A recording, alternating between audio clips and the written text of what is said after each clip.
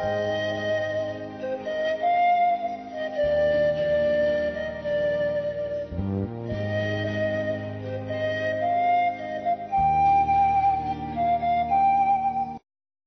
this morning, I want to talk to you, and the title of this message is Self-Test. Self-Test. You can also call it introspection if you want to. It's to test yourself. Self-test. Alright. So, our scripture reading, 2 Corinthians 13 verse 5. And I'm just going to read it out of the Good News Bible. But you can follow on the screen the New King James, but I'm going to read out of the Good News Bible. Put yourself to the test and judge yourselves to find out whether you are living in faith. Surely you know that Christ Jesus is in you, unless you have completely failed. So then you failed the test. In the message, test yourselves to make sure that you are solid in the faith. Not in your faith, in the faith of God. In the faith. Don't drift along, taking everything for granted. So can you see the thankfulness once again there? Give yourselves regular checkups. You need first-hand evidence, not mere hearsay, that Jesus Christ is in you. Test it out. If you fail the test, do something about it. It's a good time to look at your neighbor and say, "Hello neighbor." And smile, man. Smile. Alright, say to your neighbor, "Yes, hello neighbor." Tell your neighbor, if you fail the test, do something about it. Tell your neighbor, "I will." Good. It's a good start, isn't it? Right, today I want to do something totally different. Our time on this earth is running out. There's no more time to play. We are part of the prophecies of thousands of years ago. We are part of the fulfilling of these prophecies. The end is here. And it is of the utmost importance for us to do introspection on a regular basis, actually. And to do a self-test on a regular basis. We must start with it, and we must do it today. Now. Not when, now. Nie wanneer nie, nou. Put yourself to the test as a matter of urgency. So why is introspection so important? Research has shown that we think more than 50,000 thoughts per day, of which more than the half are negative, and more than 90% are just repeats from the previous day.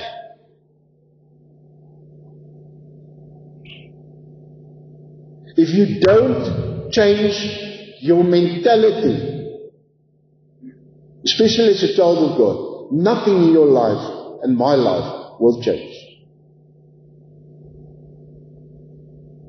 If you don't make the time and effort to do introspection, to test yourself and to refocus your mind, you will not reach your God-given goal. You will not be successful in life. And I want to ask you today, what are you doing with your God-given dash? Let me repeat the question. It's a very important question. What are you doing with your God-given dash? Let me explain. I recently attended the funeral of a beloved friend. Praise God, I didn't have to do the funeral. During the funeral service, the pastor who did the funeral read a poem by Linda Ellis. The poem is titled Dash. One word. dash. And it talks about the line that separates the date of a person's birth from the date a person dies. The dash between birth and death. The dash. That is why the poem is called Dash. Say with me, dash. Now you must really say it. You must say it out of your stomach. Say dash.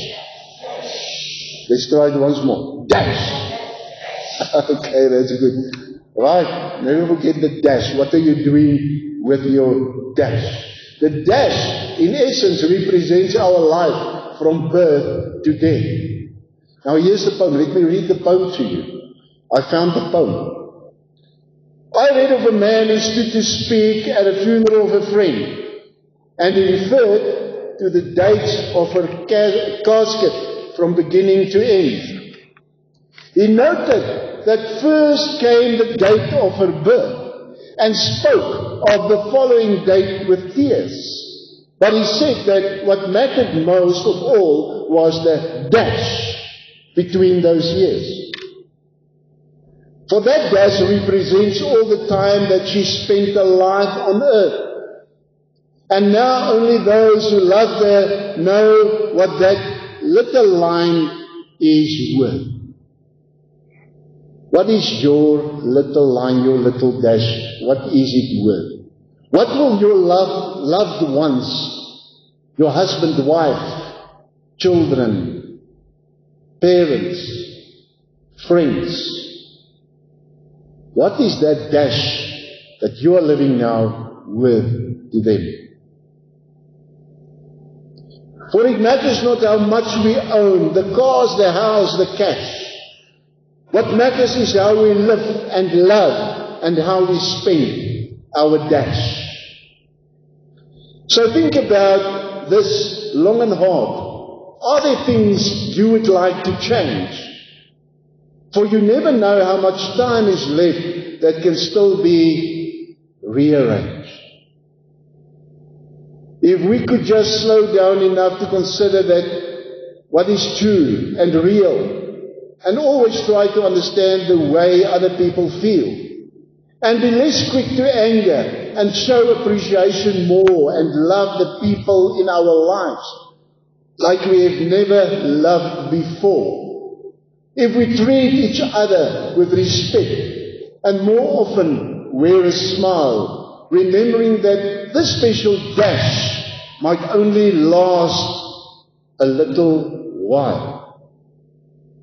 So when your eulogy is being read with your life's actions to rehash, what would you be proud of the things that they say about how you spent your dash that God gave to you? You see, when you die, they will put 2 dates in your funeral letter and on your tombstone. The first is your birthday, and the second is the day that you die. You cannot choose either.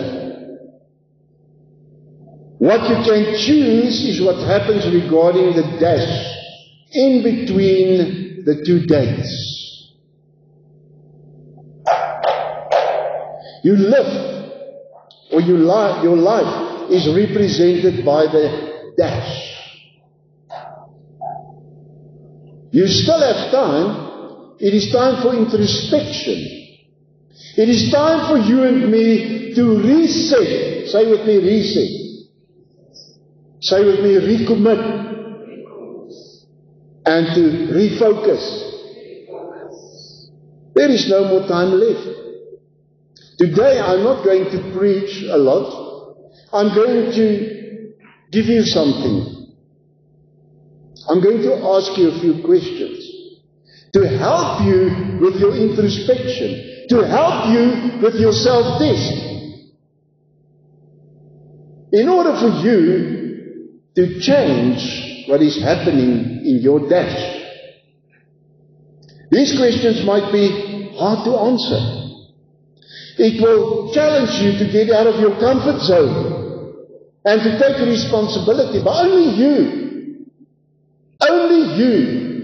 and I can make the change. Because God does not take your will, and no person takes your will. It is a choice.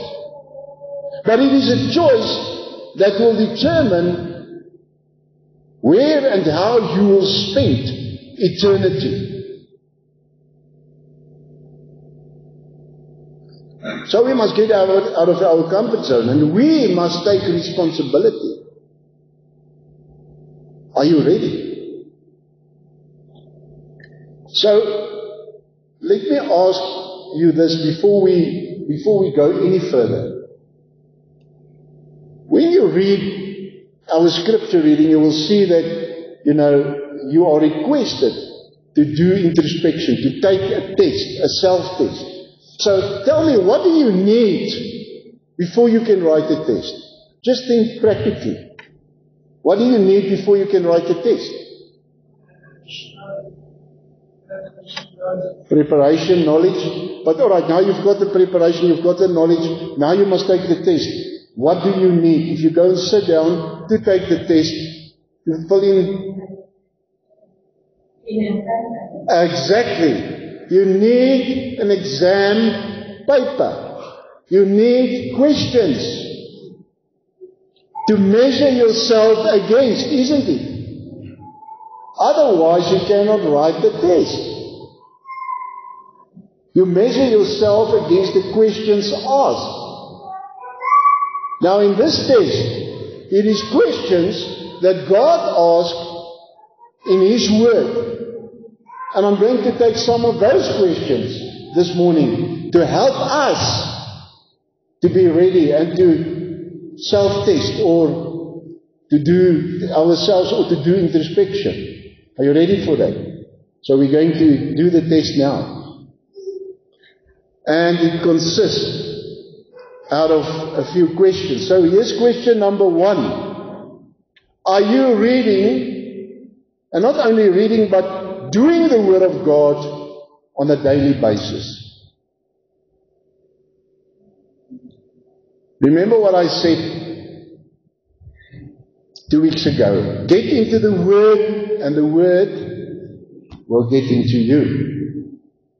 Work the Word, and the Word will work for you.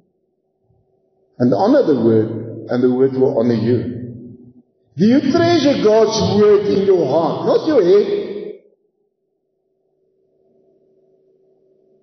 In your heart. We must not be busy with religion, but the relationship. Do you treasure the Word of God in your heart? You see, the Word is the truth, and the truth shall set you free. And Jesus said, when He set you free, when Jesus Christ set you free, you are free indeed. Don't try to do it yourself. Believe what God says about you in His Word and not the lies of the devil.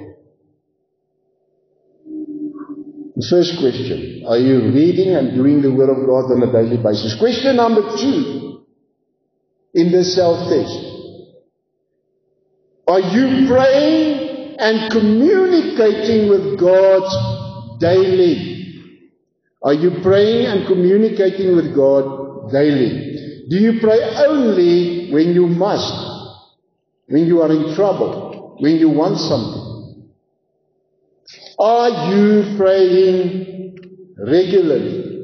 And you can go and read, those of you making notes, you can go and read 1 Thessalonians 5 verse 17.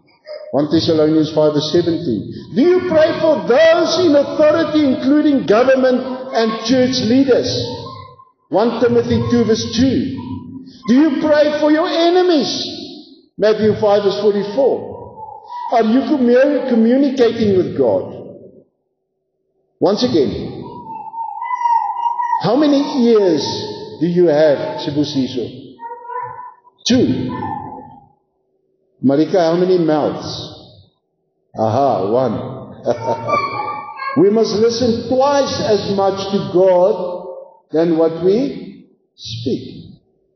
You see, a lot of times we just want to tell God what we want to say because that is our perception. And we just want to ask Him, God, help me today and this and this and this, and then we go. We did not listen to Him. How will you know what is the will of God for you if you don't listen to Him? Communication is more about listening than speaking.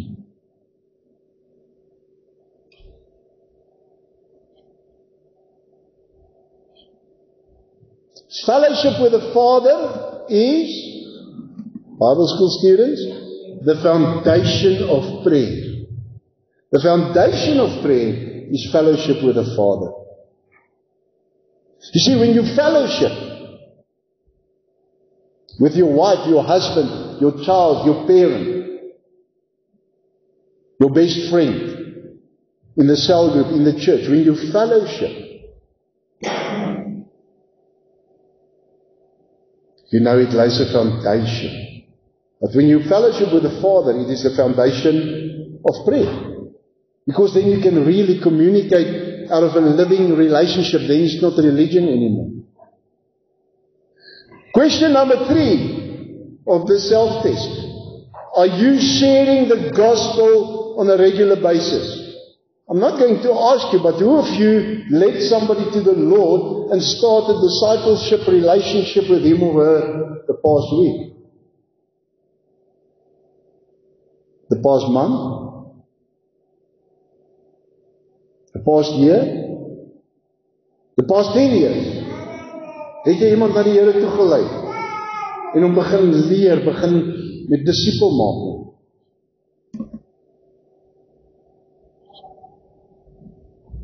Are you sharing the gospel on a regular basis? When was the last time that you led somebody to the Lord? For what non-believers are you praying? Who of them are in your prayers? Ask God to increase your burden for lost people throughout the remainder of this year and next year as well. You can go and have a look there at Romans 9 verse 1 to 3. I'm not going to read that. Romans 9 verse 1 to 3. The 4th question. Are you actively involved and part of a spiritual family? Are you actively involved and part of a spiritual family? The church is much more than a place to attend. The church is much more than a denomination or an organization. It is a family that loves us and provides us the Word of God, relationship, fellowship, and it provokes us to good works. You can read Hebrews 10 verse 24. Hebrews 10 verse 24. Are you supporting His work by being part? Are you part of a spiritual family? And actually, we must be part of cell groups once again. And we will get back to that as well.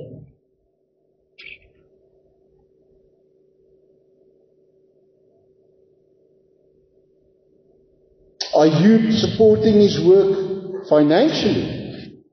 Commit today to invest yourself in God's church, the body of Christ, throughout the rest of this year and next year.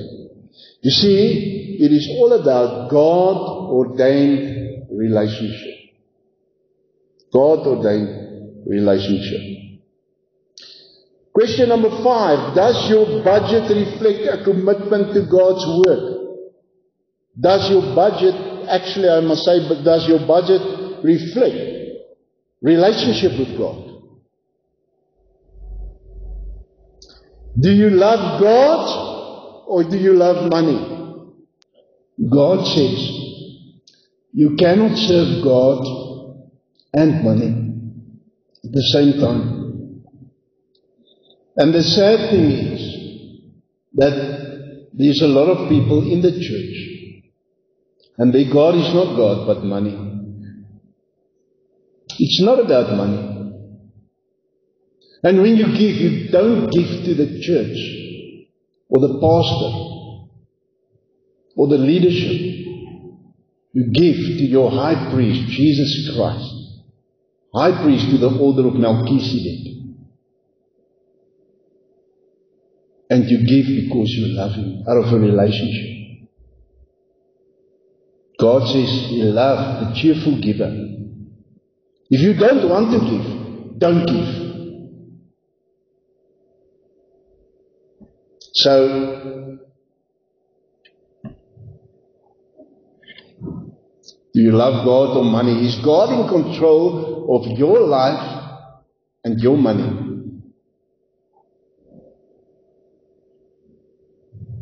What we give toward God's work really does have eternal dividends. And you have a heavenly bank account. Would your budget show that you prioritize God's kingdom? Are you a tither? God tells us in His word that it is more blessed to give than to receive. And He tells us that He loves a cheerful giver. Is your hand open or closed? And once again, this is not about, the church and the church wants money and this. It is about God's financial system. And it's got much more to do with the attitude of the heart than anything else. And your relationship with God.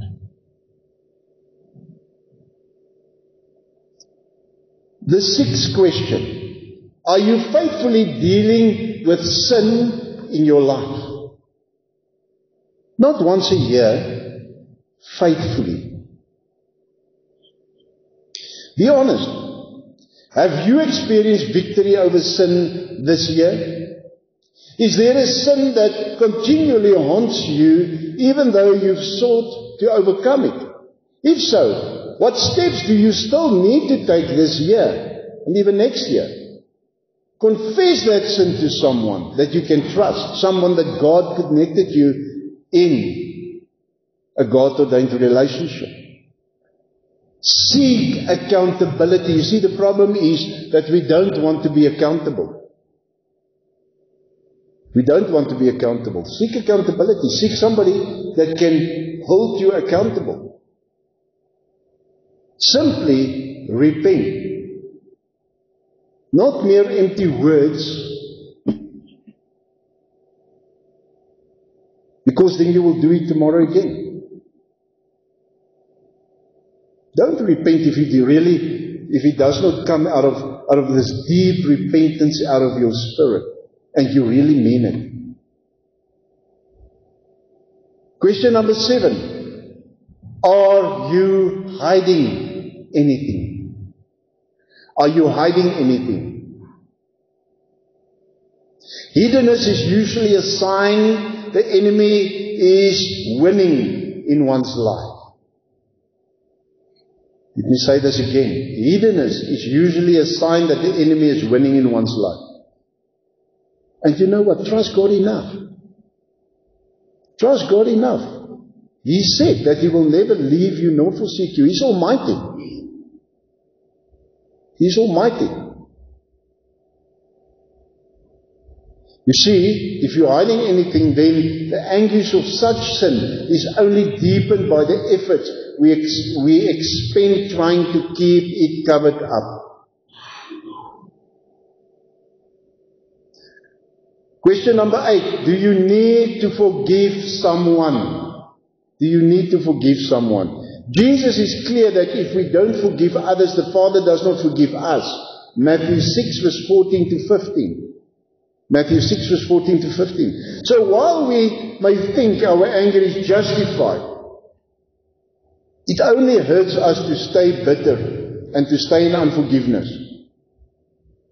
You see, the cost, in fact, is serious, as it harms our relationship with God and our God-ordained relationships with those around us. And if you keep on, there will be a break of trust. And those who are actually supposed to love you may still love you with the love of God, but they will not trust you anymore. We need to forgive and to really mean it out of our heart. And we need to restore relationships, but it must be pure. Must be pure. God looks at the attitude of the heart. Question number 9. Are you exhibiting the work of the flesh or the work of the Spirit? And just ask your husband, your wife, your children, your parents, your friends, your colleagues at work. Just ask them. Do I exhibit the works of the flesh or the fruit of the Spirit? They will be able to tell you. And you will know anyway. You can read Galatians 5 verse 19 to 23. Galatians 5 verse 19 to 23. So allow the Word of God to guide your self-evaluation. The Scripture says, now the works of the flesh are obvious. Sexual immorality, moral impurity, promiscuity, idolatry, sorcery, hatreds, strife, jealousy, outbursts of anger, selfish ambitions. I want it my way. Dissensions, factions, envy, drunkenness, carousing, and anything similar. But the fruit of the Spirit is love, joy, peace, patience, kindness, goodness, faith, gentleness, self-control. Which traits most characterize you and your life today while you're living the dash? The last and the 10th question. If you are married, and remember, if you're not married and you stay together as husband and wife, it's a sin. Sorry, that's what the Bible says. Then you need to rectify that very quickly. But if you are married, does your marriage reflect the love of Jesus for His church? Do you love your spouse, your husband, and or your wife sacrificially? Go and read Ephesians 5 verse 25. Ephesians 5 verse 25. To the point of being willing to die. Because that is what Jesus Christ did for His church, for His bride. He died in our place. Would your spouse agree with your response to this question? All right. You wrote the test now. Who of you have 10 out of 10? In the self-test, the introspection. Okay, I'm not going to ask who of you has got below 5. In conclusion, I hope that the self-test that you just wrote and the introspection that you did, that it will help you. And this week I am going to take some time, and that is what the morning messages also does. It helps us to deal with this kind of stuff and to get our lives in order. So where do you most need to strengthen your walk with God? Listening to this message will make no difference unless you make an intentional plan to change. We said that if you do exactly the same what you did yesterday and the day before in the past year, you will have no other results. As a matter of fact, it could actually be worse. So if you want to change, you need to intentionally change on a daily basis. So what commitments are you making? Go home. Write down what commitments are you going to make. Write it down. Write it down so that you can measure whether you are there or not. Ask somebody in your spiritual family to keep you accountable. Listen to me.